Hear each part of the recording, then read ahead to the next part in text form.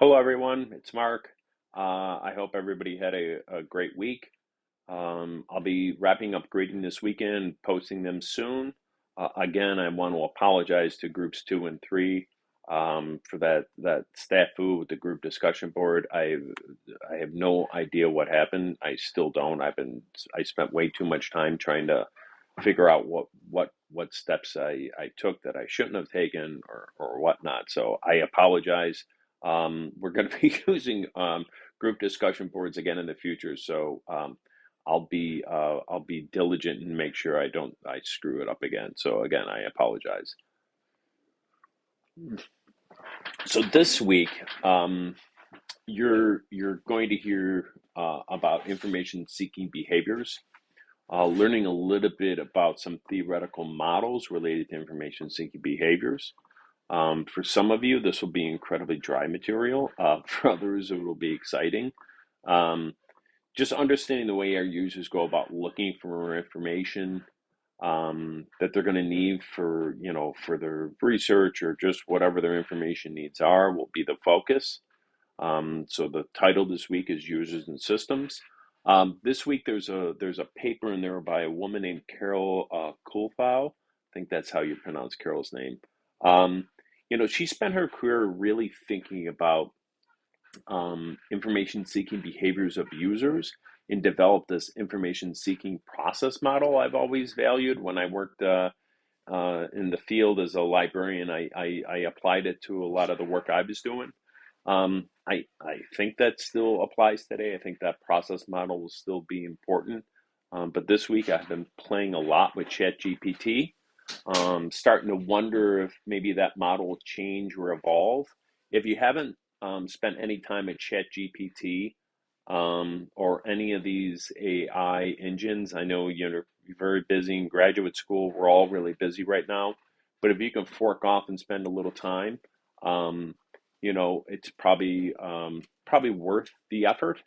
Um, Jethro decided to join us. That's my dog, Jethro.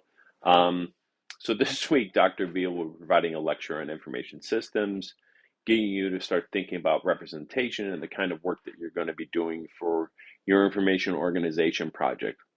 And that's your activity this week. Start thinking about the collection you want to work with um, for that assignment. You're going to be building an organization system, right?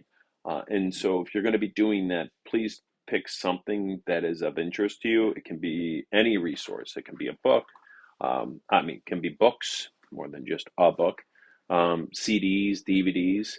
Um, Dating myself a little bit there. But it can be really any artifact, even like from a museum collection. But just pick something that you like, something that has meaning to you, because this assignment can be difficult and it can be really time consuming. In fact, it is time consuming. So pick something that's going to hold your attention. Um, in the past, from what I'm told, some people have done like the cards from the game Magic. So if you're into Magic, you play the game, you might want to use that, develop a collection. I've seen people use coins and stamps, butterfly collections. I've seen insect collections. I've seen a lot of different collections applied to this assignment, but pick something that has meaning to you. um, let's see, if you haven't started thinking about the collection itself, start looking at those instructions. Those instructions might help you identify the collection you want to look at and what you want to spend time with, but really get to know get to know the instructions for that particular assignment. Trust me on that. It's gonna, like, the due date's just gonna appear, and you're probably gonna get a little bit of anxiety. You're gonna a little bit of nervousness about hitting the deadline. If you have any questions, feel free to reach out. But like right now, just be get to know those instructions. Get to think about your collection.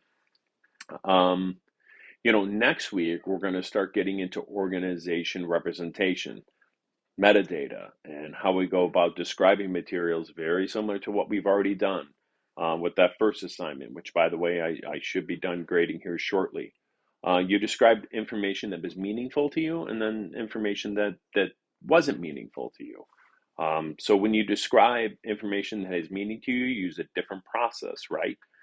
Than when you describe information that's not meaningful to you. What did Bates say? That recorded information is information which has been acted upon or is acted upon or interacted on by human beings. I might kind of be messing up that quote, but I think that's essentially the meaning. Um, so we assign context to images that we knew something about, but we also assign context to images that we didn't know much about. Um, and you take a little bit of a different approach in how you describe information. Goodbye, Jethro. Um, Many of you detailed that process in your responses. It was really nice to read that. A lot of people were really reflective when they described the process they use. I really appreciated that. That's great. That means you're already starting to apply it, and you're thinking through that process of of describing information with the idea of the end user in mind. So they're going to be the ones who are going to discover it. Okay, you got to put yourself in the head of the user, the person to whom that information might be meaningful. But we can only go so far in describing that information, because if we go too far with it, then the end user is just going to get lost and never going to be able to discover what we're trying to describe. There's a bit of a balancing act. But that assignment gave us a sense that the context information, the meaning of information is critical. Again, start thinking about your information organization project. We will go over the project itself in more detail next week, but I want you to at least start thinking about it. And enjoy the lectures this week. They're good lectures. I actually get excited about that stuff. So, if you find it a little dry, drink some extra coffee or tea or whatever you need to get by. But most importantly, have a good week, and I'll see you folks online.